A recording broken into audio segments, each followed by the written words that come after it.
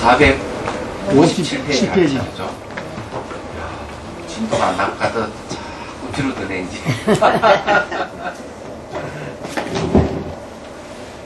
우리가 이제 공부를 쭉 한 게, 그 앞에, 견도위부터 해가지고요. 그 다음에 수도위, 오늘은 국영위 할 차례예요. 그래서 이제,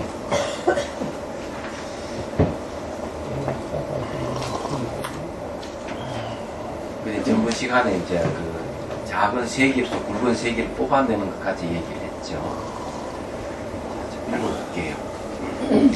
모든 모양의 추중을 영원히 없앴기 때문에 점차 그 다음의 지 가운데서 금을 연마하는 방법처럼 그 마음을 단련하고 나아가 안욕따라 삼박삼보리를 정득할 바를 영원히 이룰 대상을 얻는다. 이게 여기 이제 구경이를 이제 얘기하는데, 안욕따라 삼박삼보리를 정득하고 또 할 바를 많이 이룰 대상을 얻은 여기 구경이에요. 근데 이 모든 모양 추중을 없앤다는 게 아주 중요해요. 이거는 이제 마음이 저장되어 있는 이 잠재적 성향들 이런 걸 하나 없앴다는 거죠. 그 다음 지 가운데로 가는 거는 초지부터 2지, 3지, 4지 촉촉촉 올라가는 걸 얘기합니다. 그런 가운데 금을 연마하는 것처럼 금을 연마하는 방법처럼 그 마음을 단련한다. 금을 연마하려면 금을 두드려보고 깨물어보고 썰어보고 이런 방법이 있습니다. 물에 달구보고 이런 방법이 있는데 이 초기경전에서는 뭘 얘기하는가 하면은 용광로에 비유를 가지고 금속을 용광로씩 집어넣어서 끓이는 거죠. 그러나 불순물 다 빠지고 이 순수한 금만 채취하듯이 수행이라 하는 것은 그와 같다는 걸 얘기를 하고 있습니다. 여기서도 이제 금을 얘기하는데 원효 스님은 이 금 단련하는 방법을 어디에 쓰는가 하면은 내가 마구니에 수행도 보면 마장이 걸려서 수행하는 경우가 있기 때문에 내가 이제 마장에서 선정이 들어갔는지 안 들어갔는지 이런 걸 알기 위해서 이제 이 금을 단련하는 방법을 이용해서 내가 정말 제대로 수행해 가고 있는지 안 그러면 정말 마장에서 선정에 들어가고 있는지 이런 걸 판별해내는 방법으로서 금을 단련하는 방법을 있습니다. 얘기하시면 그러면 거기에 이제 마장에 의해서도 선정에 들어간다는 게 무슨 그런 게 뜻이에요? 있습니다.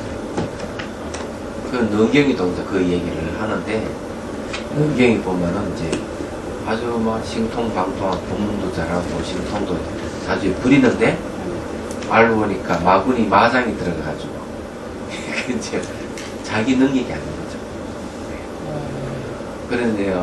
그런 건데 갈아내는 건 아주 간단해요.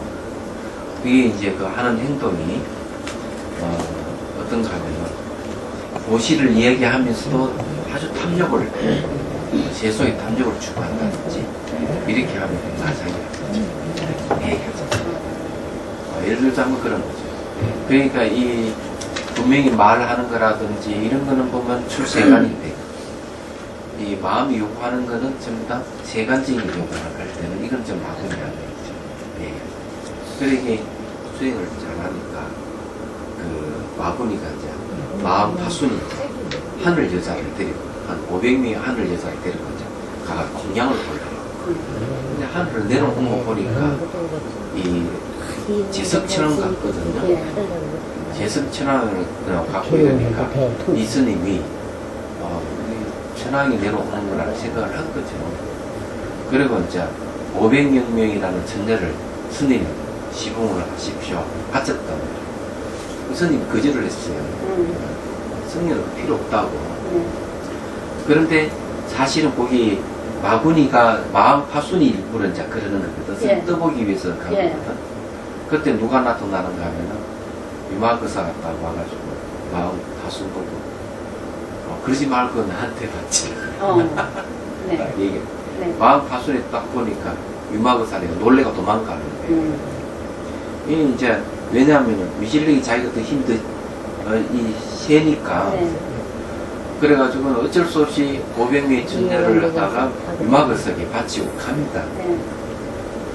그 사이에 이제 이 유마거사는 500명의 하늘 여자를 데려다 놓고 법문을 하면서 법을 가르쳐요. 예.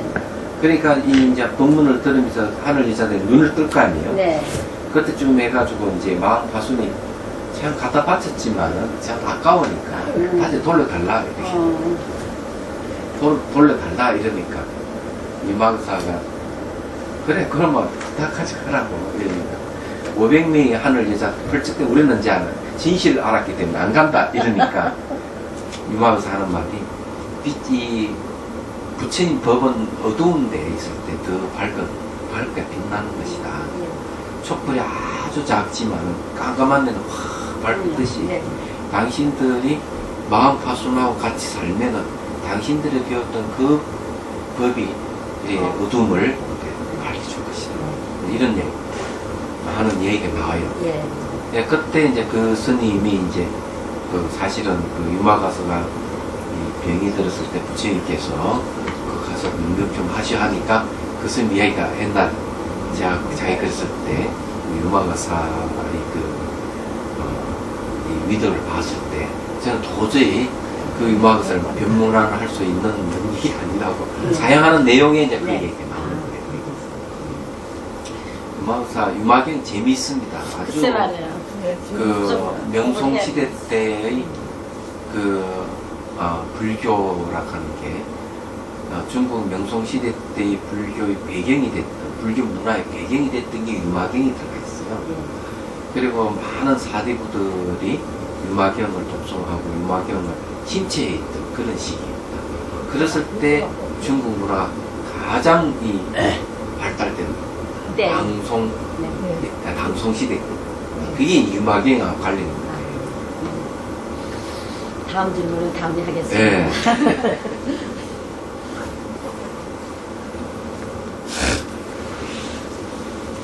자, 거기에 이제 금 단련하는 걸 좀 봅시다. 이건 좀 중요해요. 그 마음을 단련하는 것이다. 일과 초지에서 두 가지 속박의 세력을 해치기 때문에 이후의 모든 지위에서 마치 금을 연마하여 내듯이 그 마음을 단련한다. 초지부터 쭉 그냥 금을 연마되는 마음을 단련해 간다는 거죠. 이 금을 연마하는 방법과 사실은 제13분의 설명 같다. 거기서 다음같이 말합니다. 금을 연마해내는 방법처럼 마음을 단련해야 한다. 금을 연마해내는 것에 대략 세 가지가 있다. 자, 여기에 그 마음을 단련해야 된다는 말이 무슨 말인지를 아셔야 돼요. 초지에서는 벌써 이 진열을 진열을 이제 정덕해서 머무는 단계입니다. 그때 진열을 완전한 정덕한 건 아니에요. 얘기하는 진열 자리에 머물면서 이제 그 번뇌를 없애가는데 이 진여가 바로 우리 마음이거든요.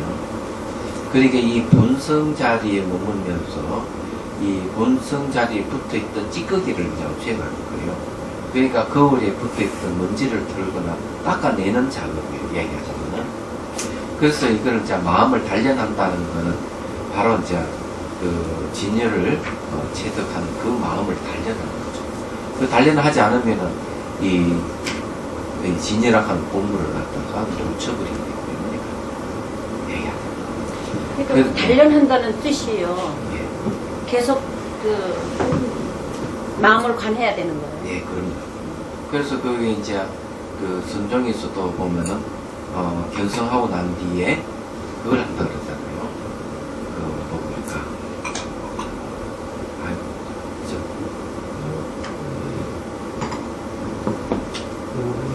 몰입한다. 몰입한다고 하는 게 그런 거거든요. 내가 보물을 얻었으면은, 그걸 다시 이제 깊이 산소에 들어가서 다시 그 보물을 이제 잊어버리지 않게끔 달려가는 거죠. 예. 이 몰입 기간이 간다는 그런 것이 있습니다. 근데 이것도 마찬가지예요.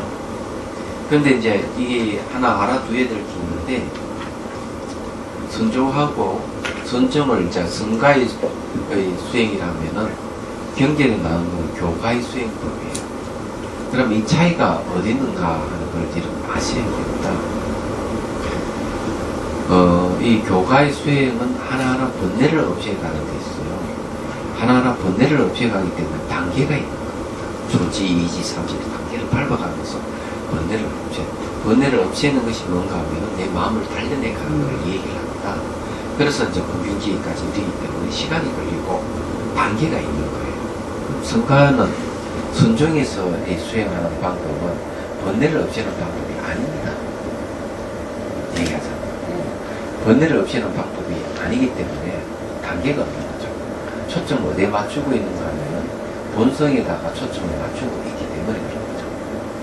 이 본성에다 초점을 맞추면 본성 자리는 원래 잘 알다시피 가고 오음이 없기 때문에 그 자리에 단계가 없는 거예요. 거기에 초점을 맞추고 있는 거죠. 그러면 번뇌라 하는 건 없애지 않으면 안 되거든요. 없애지 않으면 안 되는데 이 본성 자리에 초점을 맞추고 있으면 번뇌는 저절로 떨어져 나가게 돼 있어요. 일부러 내가 없애려고 안 해도 없어지는 거예요. 그렇기 때문에 교가의 수행은 단계가 있고 성가의 수행은 단계가 없다는 걸 얘기하는 이유가 거기에 있는 거예요. 그래서 이제 이 성가에서는 교가의 수행을 낮춰보는 거죠. 얘기하자면 낮춰보는 그런 것이. 그런데 이제 그게 이제 있는 겁니다. 이 교가의 수행은 단계 밟아가지만 성가의 수행은 밟지 않고 이제 바로 간다. 그냥 바로 갈 때는 모형이 필요합니다. 네? 모형. 수행의 모형이 필요해요. 모형이요? 예. 수행의 모형이 필요한 거예요.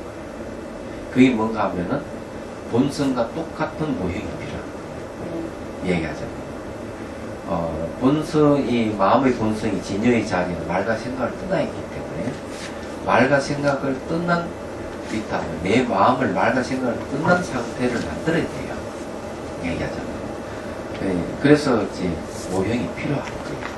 이 모형이 필요하다 하는 것은 바로 수행해가는 마음이 본성하고 닮아 있어야 된다. 얘기하자면.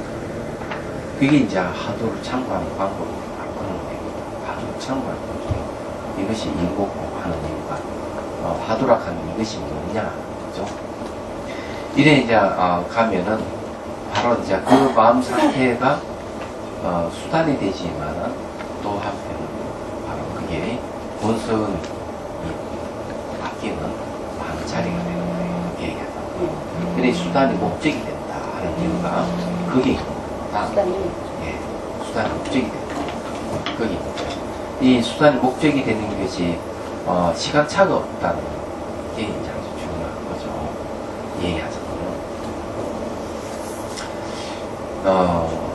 그런데 이제 이런 걸 뭘 얘기하는가 하면은 결과를 의지해서 결과를 얻는 방법을 얘기합니다. 이때 결과라 하는 것은 모형입니다. 내가 본성자를 완전히 깨친 건 아니기 때문에 못 깨쳤지만은 본성자로 똑같은 모형을 만들어서 그걸 의지하는 거죠. 그러면은 본성자리 이르게 되는 거죠. 얘기하자면 많은 시간 뒤에. 근데 이러한 방법을 쓰는 것은 이제 성가에서만 쓰는 방법이 아니라는 얘기죠. 밀정에서 똑같은 방법을 쓴다는 거죠. 밀정에서는 역시 이 아성집을 거쳐서 부처가 된다면 너무 기간이 길다고 이래 보는 입장이에요. 그래서 이제 쓰는 방법이 이 번뇌를 이용하는 방법을 씁니다. 이게 좀 다른 점이에요. 성가는 본성 자리에 초점을 맞추는데, 이 밀교는 번뇌를 없애는 게 아니고, 번뇌를 이용해서 본성 자리에 들어가는 방법을 쓰는 겁니다. 그래서 밀교는 단계가 있습니다. 얘기하자면. 단계가 있긴 있는데, 빠른 속도로 가는 거죠. 예, 쉽게 말해가지고, KTX라든지 비트의 속도로 들어가는, 성가는 비트의 속도로 들어간다면은, 밀종에서 쓰는 방법은, KTX라든지, 제트기라든지, 이런 어떤 빠른 속도를 낼 수 있는 방법을 이용하는 거죠. 그게 뭔가, 이 고농축 에너지를 이용하는 거죠. 고농축 에너지가 뭔가, 기계를 이용해서 가는 방법을 쓰는 거죠. 근데 모형도 있습니다. 모형을 똑같이 모형을 만들어요. 내가 본래 부처닥하는 입장에서 출발하는 게 선종이나 밀종이나 같습니다. 그래서 밀교에서는 이미지를 이용하는 거죠. 이미지. 부처의 상을 만들어서 합일해 가는 방법을 쓰는 겁니다. 그래서 이제 밀교에서는 밀교 수행에서는 한 생에 부처가 된다 이런 방법을 쓰죠. 한 생이 부처가 된다. 그지만 성가에서는 일초직이 한 번에 부처가 된다 이런 말을 쓰는 거예요. 얘기하자면 그런 입장에서 보면은 이제 이 선종이나 밀종에서 하는 방법은 교과의 수행하고 상당히 다르다는 건 분명한 사실입니다. 다르기 때문에 가히 수행의 혁명이라고 할 수 있는 거죠. 수행의 혁명적인 이 경전에서 하는 건 밟아 올라가는 방법 쓰는데 불구하고 선종이나 밀종에서는 밟아 올라가는 방법이라도 아주 획기적인 방법을 수행법을 아주 개선을 한 겁니다. 얘기하자면. 자, 근데 그래서 나중에 또 선종과 밀종이 또 만나게 되는데 왜냐하면 그게 이제 같은 모형을 쓰는데 입장에서 보면은 같기 때문에 그게 이제 바로 사천성에 가면은 소각사에 가면 그게 보이는 거예요. 소각사는 티베트 성녀도 있고 중국 스님도 같이 살아요. 근데 거기에는 방장 스님이 뭐라고 얘기하는가 하면은 바로 선밀불이 선종과 밀종 둘이 아니다 이렇게 얘기합니다. 그런데 이제 그 상해 그 사님하고 같이 가서 방장 스님이 친견했을 때 물어보니까 그 얘기를 하더라고요. 여기는 왜 티베트 성녀가 있느냐 하니까 바로 여기는 선종과 밀종이 둘이 아니다는 걸 얘기를 하는 거예요. 그게 소각사는 원래 원어극근 선사가 주석하셨던 곳이고 원어극근 선사의 무덤이 있는 곳이에요. 원어극근 선사 밑으로 대종고가 등장하고 대종고 선사로부터 이 가나선이 시작되는 거죠. 얘기하는 그렇게 봤을 때 하여튼 그 소각사락은 아주 재미있는 곳이에요. 그리고 그게 사천성이 있기 때문에 사천성은 바로 티베트하고 인접해 있습니다. 그런 거죠. 그렇게 발전해 가는 겁니다. 제가 이제 말씀드리고 싶은 게 이제 그런 건데 이 수행이라 하는 건 아주 획기적인 방법이지만은 세월이 많이 흘렀다. 시대가 바뀌었다는 거죠. 말하자면 시대가 바뀌고 이러기 때문에 사람들 잘 이해를 못하는 경우가 많습니다. 그래서 이 가나선을 다시 부흥을 시키려면 다시 이 수행 체계를 다시 세워야 됩니다. 얘기하죠. 수행 체계를 다시 세우고 언어를 다시 개혁을 해야 돼요.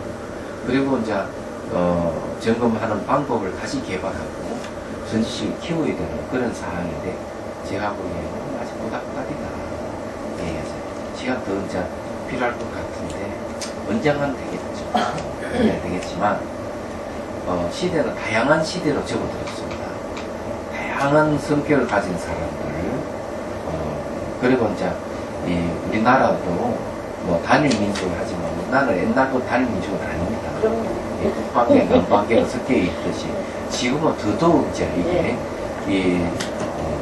DNA가 섞이는 시대가 왔기 때문에 DNA가 섞인다는 말은 그만큼 머리가 더 좋다는 거예요. 우리 함정이 이 사람들이 이제 생길 거라고 그러죠. 제가 보기에는. 그래서 수행법도 다양해져야 되고 그런 것이 있는데 교가의 수행이라 해가지고 무시할 수 없는 게 뭔가 하면 부처님께서 가르치는 방법입니다. 방법이고 이런 방법을 잘 배워야 돼요. 잘 배웠을 때 이 바탕을 딛고 새로운 어떤 계획적인 수행법이 나왔다 하는 걸 알 때 이것도 알고 저것도 다 알아야 돼요.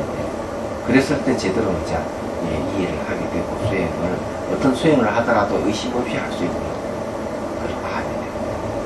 이 자칫 잘못하면은 옳고 그런 걸 따져가 싸움박질을 하는 그런 일이 이제 벌어지 그건 옳지 못하다는 거예요. 그리고 우열을 가리는 것은 좀 곤란하다. 그런 거예요. 네. 가나선은 부처님 당시에는 어떻게 했어요? 없죠, 당연히. 이제 그런 방법이 이제 바로 이런 수행법을 근거리에서 튀어나와 얘기하죠. 대단하네요. 그러니까 이 선종의 수행법이 나중에 시대가 흘러가면은 어떻게 바뀌는가 하면은 근기가 수승 환자들만 하는 그렇죠. 상근기만 수행하는 것이지 중하근기 수행을 할 수가 없다 이렇게 얘기하는 거야. 말은. 가능성이 많잖아요. 네. 그럴 가능성이. 그런데 보편성을 띠는 수행이 아니기 때문에 문제가 된다. 예. 얘기하죠. 그래서 이제 이 보조 스님 같은 분은 도노 점수를 논하는 이유가 뭔가 하면은 바로 보편성 누구나 수행할 수 있는 방법을 제시를 하는 거죠. 예. 이 도노 돈수가 아무리 훌륭하고 세상의 수행법이라 하긴 하지만 보편적으로 누구나 수행할 수 있는 수행법이야말로 정말 대미심이 철철 넘치는 마음에서 나옵니다. 이 보조 스님이 훌륭하다는 거죠. 보조 스님 도노돈수를 주장하지 않는 건 아닌데 주장하지만 그보다는 일반 모든 대중들이 다 수행할 수 있는 수행법이 필요하다는 걸 얘기를 하는 거죠. 내인이 다르죠. 자비수간이 있지 않습니까? 네? 자비수간이요. 수승한 자비수간. 자비수간도 있고 자비다성도 있고 자비경성도 있고 앞으로 이제 내가 하고 난 뒤에 평가를 할 거예요.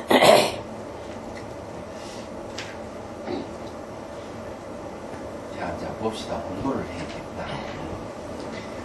그래서 여기 이제 단련한다는 말인데 그런 뜻이 있다는 거예요. 자 봅시다. 금을 연마하는 해 내는 것이 대략 세 가지가 있다. 첫째는 찌꺼기를 제거하는 연마이니 금의 성분으로부터 점차 거친 것 가운데 미시한 찌꺼기를 제거하는 것이다. 이제 이거를 이제 거친 것 미시한 찌꺼기를 다 걸러내야 되는 거겠죠. 제거한다는 거는.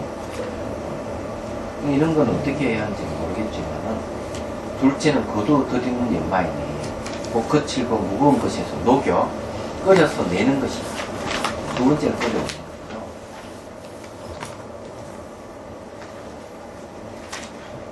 거죠. 셋째는 고르고 부드럽게 하는 연마이니 녹여 끓이고 나서 다시 티, 가루 등의 찌꺼기를 미시하게 연마하는 것이다. 여기는 제가 보기에는 미시한 찌꺼기를 제거하는 게 거친 건 가운데 미시하는 것 하니까 현재 금을 끓여내기 전에 불순물을 제거하는 게 있는가 봐요. 그 다음 두 번째 이제 끓여서 끓여내는 거죠.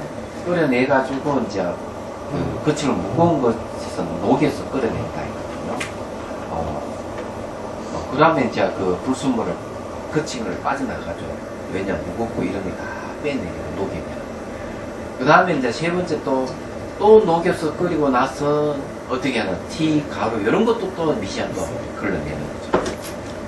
근데 쉽게 말해가 용광로 속에 금속을 원석을 넣어가지고 막 끓이면은 분리되잖아요. 제철소에서 하는 그런 방법입니다. 그렇지 그 방법. 제가 배운 겁니다. 전문가. 오, 그러면 그 이야기를 좀 여기 첫 번째는 이거는 무슨 어떤 방법이에요? 그건 성분으로 점차 거친 거 가운데 미시한 찌꺼기를 제거하는 거. 금성분이라든지 뭐 똑같아요. 철이든지 네. 철하고 코코스도 순수한 탄소를 일부러 만듭니다. 예. 만들어 같이 넣어가지고 불을 안 넣고 밑에 뜨거운 공기를 집어넣어요. 공기를 집어넣어요. 예. 공기로. 불을 넣으면 안 돼요. 네. 예. 뜨거운 공기가 한 1300도 정도 뜨거운 공기가 들어가요. 그러니까 공기가 들어가면서 그 코코스하고 같이 타요. 타면서 떨어지면은 그 안에는 뭐 금이랑 다 섞여 있어요. 예. 그래서 그게 선체력을 못 써요, 그거는. 예. 그걸 같이 제한 가져와가지고 산소를 집어넣어요. 산소를 예, 산소를 집어넣으면서 태워요. 또 태우고. 예. 태우는 과정 속에서 이제 그 유자가 요구한 대로 특수강, 일반강이 그 종류가 나와요. 그럼 녹이는 건 뭐예요? 녹이는 인고트라고 그 유럽에서 많이 써요. 제철소는 공예 사람이니까 고를 안 쓰고 한국에서 인고트라고 새 덩어리를 수입해가지고 그 가져가서 자기들이 필요한 만큼 잘라가 녹여갔어요. 유럽 사람들은 머리가 좋아가지고 공예 사람 안 쓰고 그걸 녹여 또 다시 산소를 한 1300도 정도로 같이 불어 넣거든요. 불어 넣으면 그게 샘물이 녹아요. 녹으면서 그 자기들이 원하만큼 그 새 품질을 끄다 유황, 인, 탄소, PB 집어넣어가지고 원하는 새 품질을 만들어내요. 그건 어쨌든 예. 이게 그 과정을 세 분, 예. 세 분, 네 분 거칩니다. 태웁니다. 요번에 세 가지 과정을 거쳤어. 예. 그러니까 태우는 방법이 예, 태우는 방법입니다.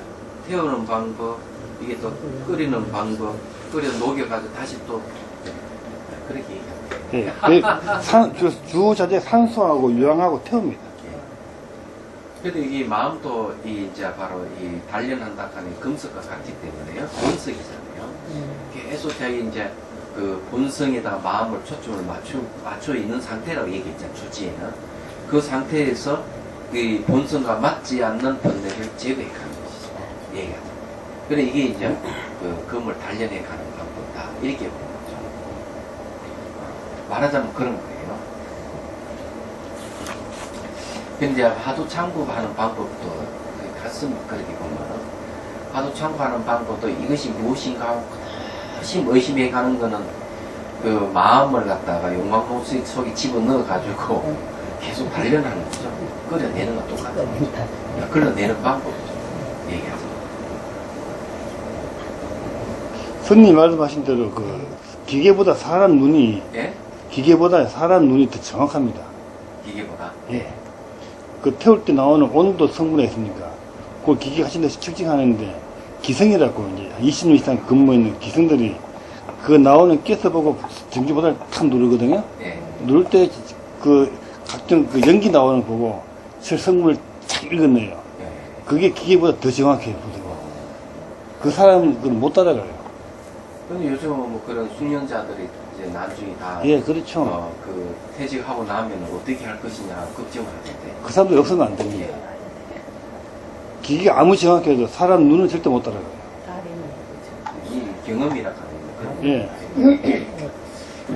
자, 또 이제 공부하지만 또한 제31권에서 다음같이 말했다. 비유하면 금을 단련하는 설계는 스승이나 혹은 그 제자가 시간에 금은을 달고 두드리면서 하는 방법인데 그것을 하여 온갖 찌끄기를 버리고 모르고 부드럽게 하여 그가 좋아하는 바에 따르게 하여 각가지로 변화시키는 것 같다. 이처럼 부지런히 닦는 요가 수행자는 그 다음으로 하여금 담력도 일제 찌끄기를 버리게 한다. 거기에는 원효스님 말씀대로 하는 거는 원효스님 하는 방법, 두드리는 방법이 있습니다. 그 다음에 그 끓이는 방법이 있고 하나는 갈아보는 게 있어요. 이렇게 갈아보는 방법. 이 세 가지 방법을 원효스님께 제시를 했거든요. 여기서도 지금 끓이는 방법, 이게 지금 이 갈구와 두드리는 방법 다 나오네요.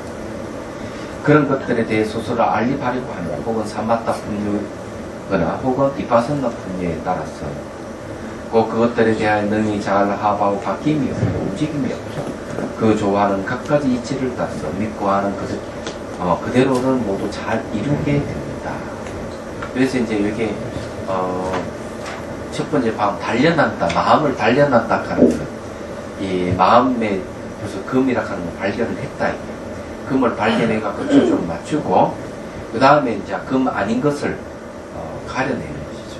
본성 아닌 것을 가려내는 게 이제 달립니다.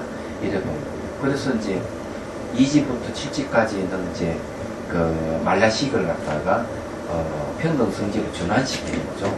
쉽게 얘기해가지고 원석을 갖다가 다 단련해가지고 금을 바꾸는 거죠. 말라식이라 하는 마음을 평등성질이라 하는 마음으로 바꾸는 거예요. 그래서 그 이제 번뇌를 싹 없애가요. 그럼 내리할 때 이제 마음속에 있는 가지 없어진다는 거죠. 그 다음에 그리 단련하고 나아가 안육다라 삼막삼부를 증거가 또 할 바를 원만히 이룰 대상을 얻는다 했죠. 여기 이제 원만히 이룰 대상이라는 게 있는데 이게 네 가지 대상 중에서 마지막이에요. 얘기하자면 여기 이제 뭔가는 성소작지를 얘기합니다. 성소작지고 주의 보면 257주를 보십시오. 소작을 성취할 대상이란 곧 중생이 대상이 됨을 의미한다. 중생을 대상으로 소작이 성취되는 것이다. 즉 소작이란 곧 결과를 의미한다. 중생을 대하여 교화하는데 중생의 근기에 맞게 중생을 교화한다. 이때 중생과 접촉되는 순간순간 전 오식이 지혜로 바뀌어 중생의 근기에 맞게 지혜가 작용한다. 이때 중생은 받아 중생이 구제되는 것이다. 이렇게 이루어지게 되는 것이 소작성만이다. 즉 구제하는 것이 소작이고 이루게 되는 것은 성만이라고 할 수 있다. 중생 구제가 되게 하는 힘이 부처님께서 갖추고 있다는 것이다. 소작성만 곧 성소작지를 말합니다. 성소작지란 이루어야 할 것을 안수하는 지혜이다. 오지의 하나로서 더러움 속에 있는 준호식을 바꾸어 이 지를 얻는다. 이 지혜에 의해 사람들을 구제하여 이루어야 할 일을 이룬다. 그래서 여기에 지금 또 정덕하고 할 바를 원만히 이룰 대상을 얻는다 했기 때문에 이것은 그걸 얘기해요. 중생을 전부 다 구제하는 힘을 이야기합니다. 혹시 이런 말 들어본 적 있습니까? 마이더슨가 마이다슨 소리란 말이죠. 대기만 하면 예, 황금 바뀌 바뀌. 다 바뀌는 거죠. 그거 마찬가지예요. 부처님은 그런 능력을 갖게 돼서 중생을 그냥 딱 대기만 하면 중생이 정의를 끌려가는 거예요. 그런 이야기는 성가일 수도 있습니다. 선종에서도 똑같은 얘기를 하는데 그 전단이라고 하는 나무가 있어요. 향나무가 있어요. 삐져면은 아무리 삐져도 다 전달돼. 그런 얘기. 그리고 약을 갖다가 스승이 약을 다 그냥 만들어가지고 제자에게 먹이기만 하면은 전부 다 병이 다 나서 그런 게 있는 거예요. 네, 그런 얘기를 하는데 이게 지금 이 원만히 이룰 대상을 얻는다는 말은 그런 얘기예요. 그럼 이해가 되시죠? 이게 저게 뭐고 네 가지 대상이 있는데 사마타의 대상이 있고 위파사나의 대상이 있고 그다음 모든 존재의 궁극적인 걸 깨뜨리는 대상이 하나 있고 그 다음에 여기 이제 원만히 이룰 대상 이 네 가지인 거예요. 이건 앞에서 세 가지 대상은 앞에서 배웠습니다. 그래서 원칙소 2번 또 공부를 해보죠. 저희는 과일을 밝히는 것이죠. 이건 이제 구경위예요. 깨달음을 증득하는 것은 오이 중에서 제5 구경위이다. 이른바 다만 지위마다 그 마음을 단련한 것이 아니며 나아가 구경위에서 최상의 깨달음을 증득하는 것이다. 또한 이 지혜에 의해서 그 네 가지 인식 대상의 경계에 다시 네 번째인 할 바를 원만히 성취하는 것이 인식 대상의 경계를 얻는다. 그러니까 네 가지 인식 경계, 우리 앞에 세 가지를 했죠. 세 가지인데 이게 이제 네 번째 약간 이제 바로 원만히 성취할 것이 인식 대상의 경계를 얻는다는 거죠. 근데 부처님 과에서 이 네 가지 경계를 부족한다. 밑에 거는 볼 필요는 없어요. 그러면 여기 이제 세 가지는 이제 뭘 세 가지인가 하면요. 앞에 우리가 배웠는데, 거기에 보십시오. 452페이지를 보십시오. 452페이지에 세 가지 관찰 대상의 정덕과 수도의 정진함을 하는 부분이 있죠. 예.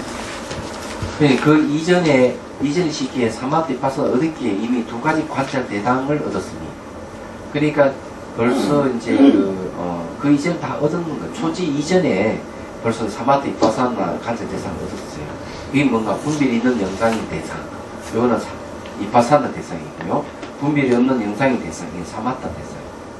그 다음에 이제 그는 지금 견도를 얻었기 때문에 다시 사변제인 대상을 증득하고, 사변제인 대상을 증득했다 하는 건 뭔가 사물의 궁극적인 것을 증득한 거죠. 얻었다는 거죠. 얘기합니다. 이게 세 번째예요. 네 번째가 뭔가 말하면 부처님께서 교할 대상의 이제 원만하게 이룰 대상, 교할 대상이죠. 얻었다 이 말이에요. 그래서 이런 대상을 얻었다고 얘기하는 것은 뭔가 그 대상에 대해서 잘 안다는 얘기입니다. 예. 지혜가 아니면 그 대상을 어떻게 알겠습니까? 대상을 얻었다는 말 그런 뜻이에요. 보고 안다. 예, 안다. 그러면 이제 명확하게 이제 좀 다 된 거죠. 그 다음에 이제 457페이지 다시 와가지고 그 남자의 이와 같이 보다는 안으로 지관을 바르게 수행한 까닭, 사마타 이파사나를 바르게 수행한 까닭으로 삼바삼도를 증득한다. 이렇게 있어요. 요거는 이제 원칙소 3번 보면은 제2 결론의 문장이다. 이른바 식지 이정 이전과 이후의 보살이 지관의 두 가지 길을 닦아서 부지런히 수행함으로써 세상이 바로 보편이 깨달음을 증득한다. 이 말은 뭔가 하면요. 십지 이전에도 사마트 비파사나 수행을 했고, 또 십지 이후에도 보살이 사마트 비파사나 수행해가지고 깨달음을 증득했다는 거죠. 그러니까 부처가 되는 것은 사마트 비파사나 수행으로 부처가 됐다. 이런 얘기입니다. 다른 게 아닙니다. 그런데 불교 수행은 사마타와 이파사나에 벗어나는 게 아무것도 없어요. 위에서 벗어나는 수행법 없다는 얘기. 이 말을 하자면은. 그 대선 네 가지인데 지방하고 사마타, 이파사나 대선 외에 두 개는 사변제의 대상이라는 게. 네? 사변제. 그런데 사변제이고, 그게 이제 나와 있습니다. 452페이지를 보면 나와 있습니다. 사변제의 대상을 증득하고, 이제 주위에 다 나와 있는데, 사변제라 하는 거는 일사자의 이제 가변자의 내제자 쓰거든요. 근데 사물의 궁극적인 걸 얘기합니다. 사물의 궁극적인 걸 이제 사변제라고 해요. 그게 사물의 끝이죠. 사물이 끝인 그 대상을 증득해요. 그러니까 모든 존재의 근원을 깨뜨렸다 이 말이에요. 모든 존재의 근원을 깨뜨린 게 사변제의 대상이라고 합니다. 모든 그러니? 예. 모든 존재의 존재.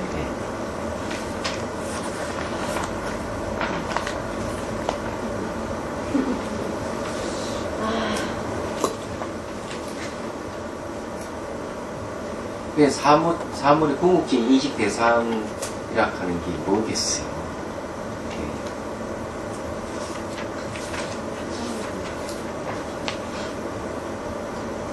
이 사물의 궁극적인 이제 대상을 이제 우리 인식을 해야만 되거든요. 예를 들어서 이제 얘기하면요. 이걸 한번 봅시다. 이거 숲이 있는 건데. 예, 이것이 그 본질이 뭘까요? 지도 아프고.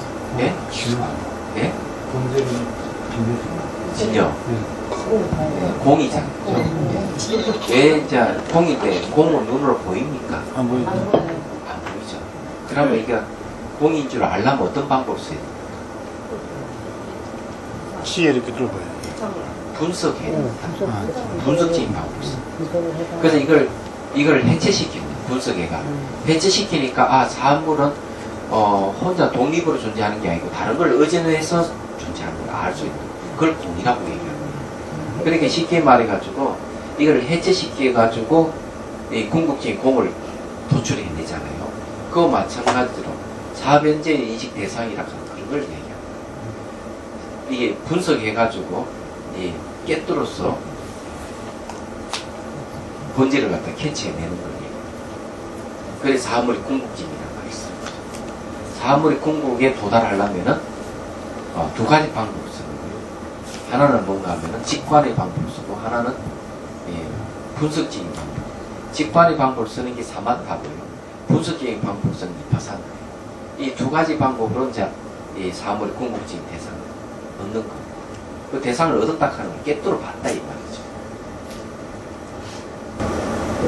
그 다음에 이제 부처님이 되셨을 때 일체 모든 중생을 다 깨뜨려 보고 하는 거죠. 그렇기 때문에 접촉하는 순간순간마다 뭐가 되는 지혜가 생기는 거예요. 이게 뭔가 하면 성소작지.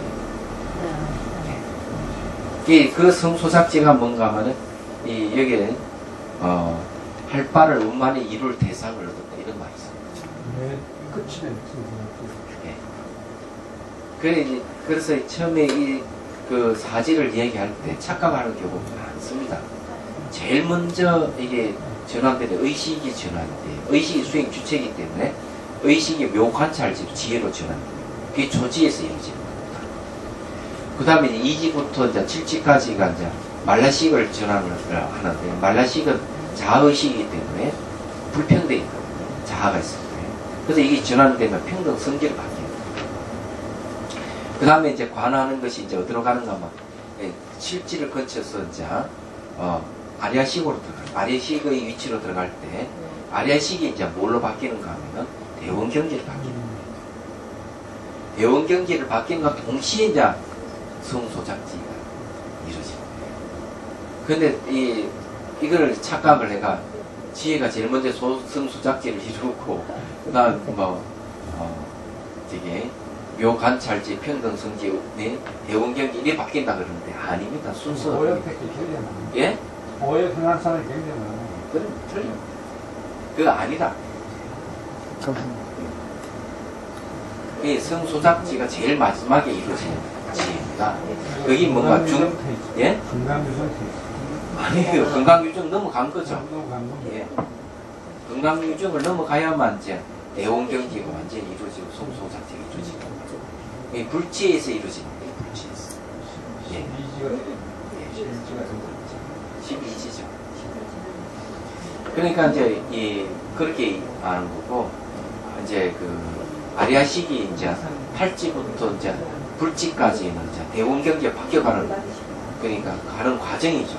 그러니까 팔지부터 십지까지는 대원경지가 바뀌어가는 과정이고 그다음 불지 이르가지고 완전히 바뀌어버립니다. 그렇게.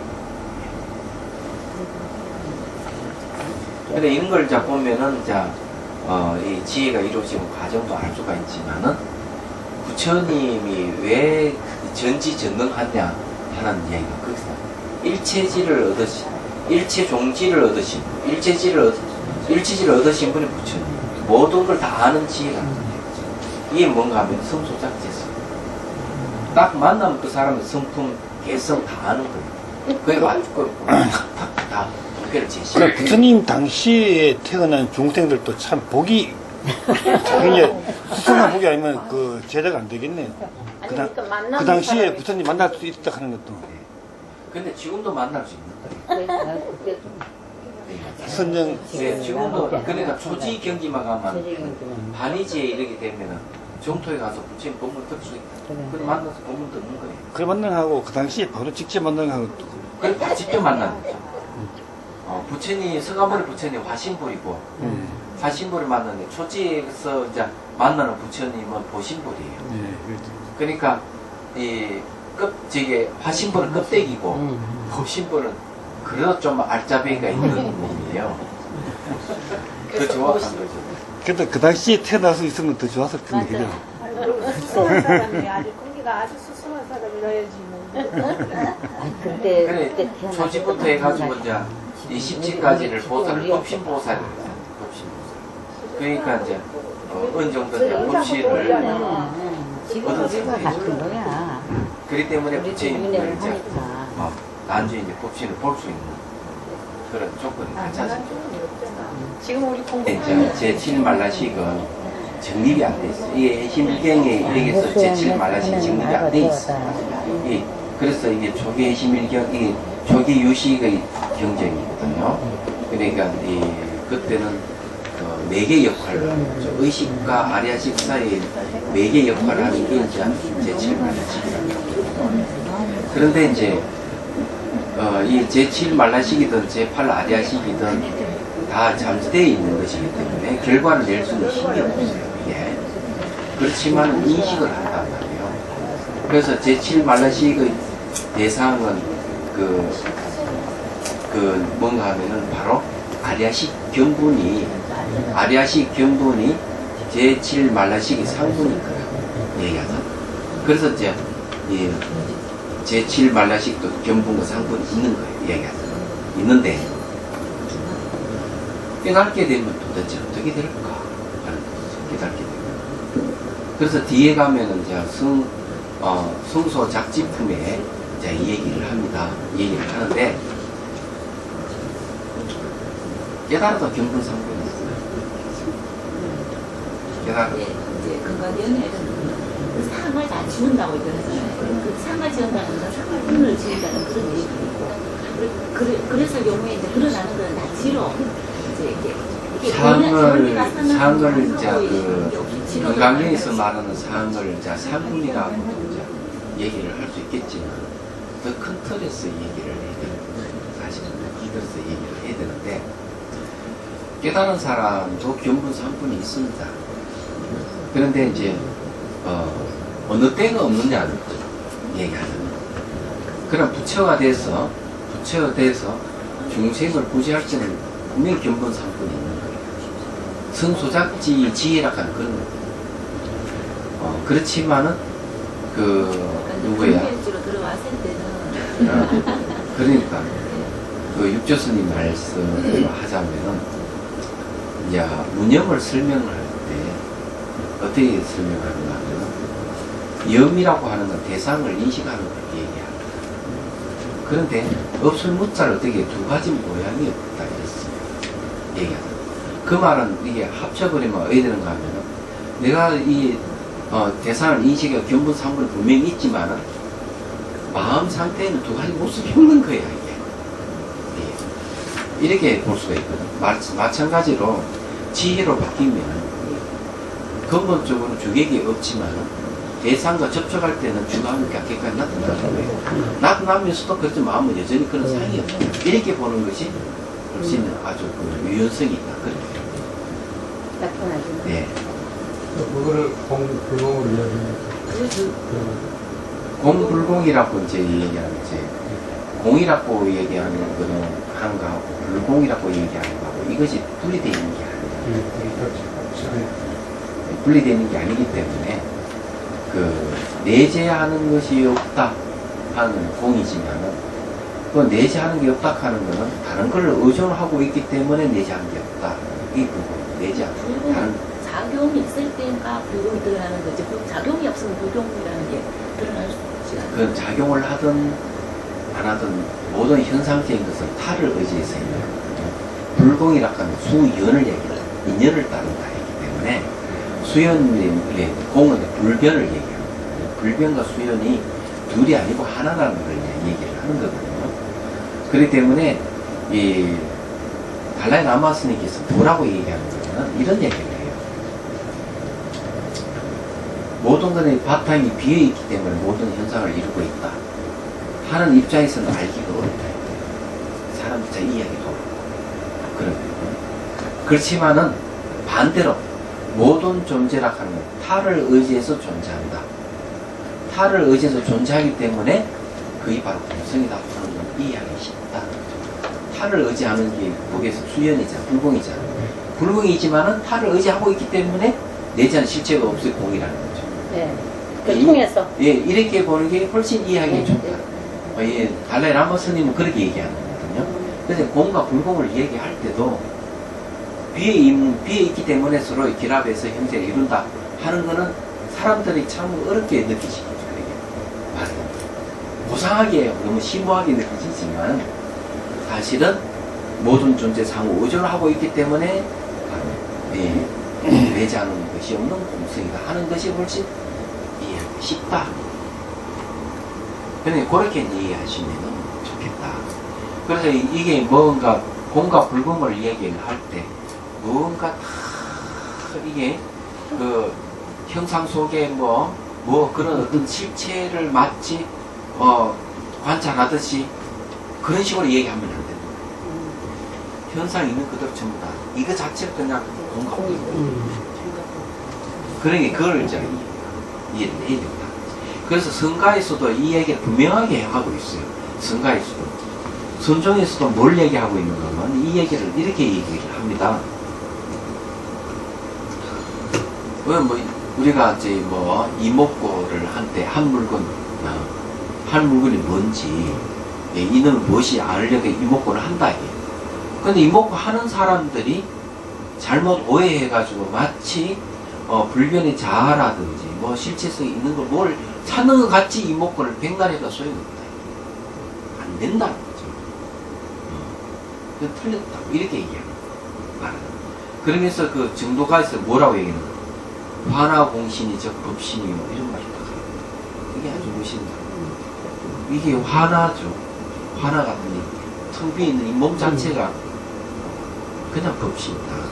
그게 뭘 찾고 자시고 그게 없어요. 그래서 이 인무와 본무화를 설명할 때도 그런 얘기입니다. 이건 잘 알아야 돼요. 왜냐하면 선종이라 해가지고 전부 다 경전이랑 논설을 다 배경하고 따로 나온 게 아니에요. 이거는 인무화라 하는 거는 인공을 얘기하고 인공이 아공이잖아요. 아공을 얘기하고, 이 법무아락하는 건 법공을 얘기하는데, 자, 여기서 아락하는 거는 말이죠. 이 오온 속에, 세, 수, 강, 행, 시기, 이게 오온이잖아요. 오온인데, 오온이 뭔가 인간이 되죠. 인간이 되죠. 자, 이 아락하는 거는 색소상행식이라고 오온 속에 있는 알을 얘기하는 거예요. 이 인이라 하는 말은 그런 뜻이에요. 근데 이게 없다, 얘. 공화다 하는 이게 없다는 얘기죠. 그러니까 법이라 하는 게 뭐냐는 거죠. 그게 없는데, 색소상행식이 딱 결합을 하게 되면, 거기에, 아락하는 게 생겨요. 결합을 하게 되면. 거기 딱 결합을 해서 내가 지금 생존을 하고 있다. 생이고. 결합한 걸 해체해버리면은 죽음이라고 생각하는 거예요. 그래서 거기서 뭐가 생기는가 하면 생을 좋아하고 죽음을 싫어하는 마음이 딱 생겨요. 얘기하자면. 그래서 이 결합하는 이것 자체도 아가 없다 얘기죠. 이게 무아락하는 말 그런 뜻이에요. 그러니까 내 몸 속에 보고 듣고 생각하고 행동 옮기는 이 아가 없는 걸 아공이라고 부르고, 다시 몸을 이루고 정신을 이루고 이것 자체도 아가 없다. 그걸 법무아라고 해요. 얘기하죠. 그러면은 결국 뭘 얘기하겠습니까? 이걸 뒤집어서 딱 보면은 이런 이야기예요. 인간 살고 이 자체가 그냥 열반이에요. 이 자체가. 인무와 법무와는 열반이에요. 이게. 이 살아있는 이 자체가 오온으로 합된 이것은 헛개비이기 때문에 이건 진짜가 아닌 당연하고, 그 속에 다시 뭐가 있는 그것도 없어요. 이거 자체가 불생불멸하는 거예요. 알고 보면. 단지 우리가 헛개 보여가지고 생이고 살을 얘기하는 거죠. 헛걸 보여가지고. 그래서 화나공신이, 즉 법신이 하는 말이 나오는 이유가 거기에 있는 거예요. 그런데 이목구를 하더라도 뭐가 속에 뭐가 있는 것 같이 답을 구하려고 막 백날에도 소용없다는 거죠. 그런 게 아니라는 거죠. 그걸 얘기합니다. 그럼 임무와 법무할 때. 근데 이때 그러면은 오온이라고 얘기하면은 사람 인간에만 한정할 수 있는 얘기는 아니죠. 모든 존재, 전 우주가 오온이에요. 알고. 전 우주가 오온. 네, 그런 거죠. 그렇기 때문에 이 착각을 하면 안 된다.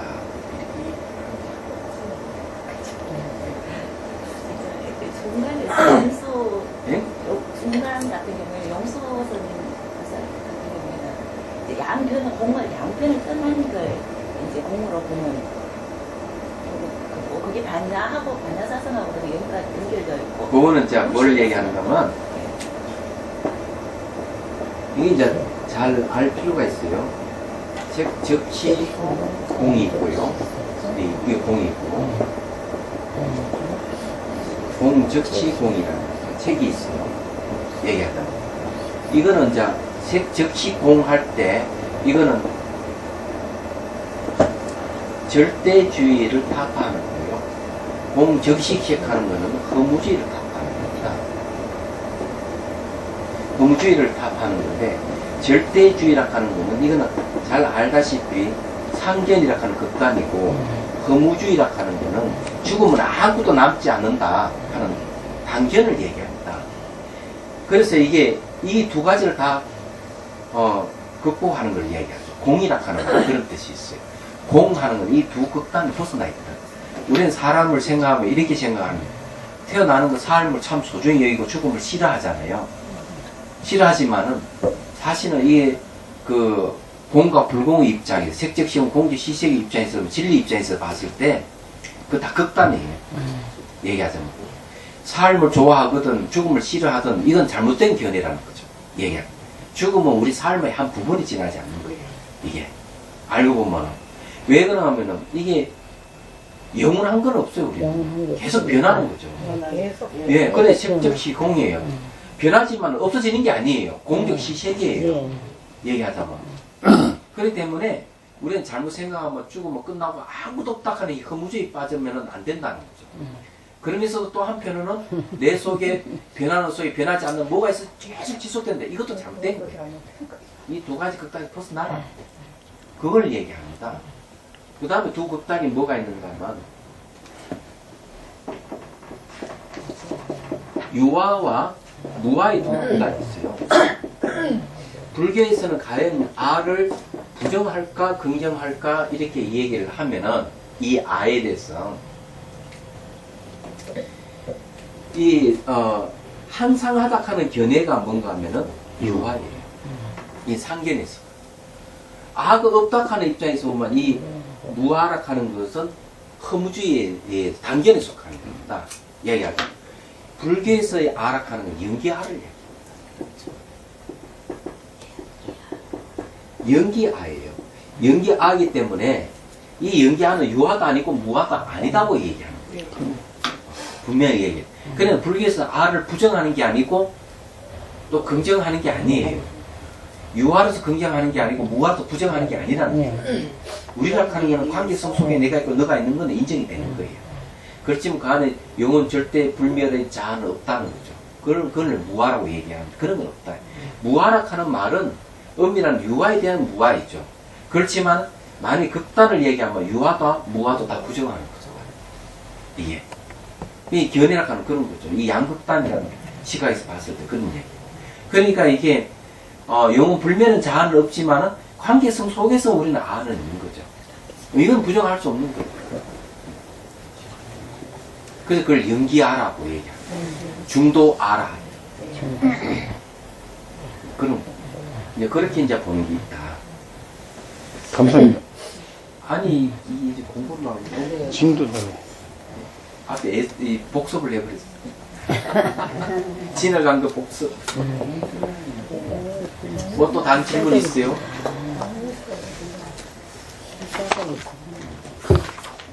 그래서 자꾸 이렇게 이제 공부하다 보면 더 선명해지죠. 내용이. 정리가 싹 되고. 이게 자꾸 정리해 가면 가야 돼요.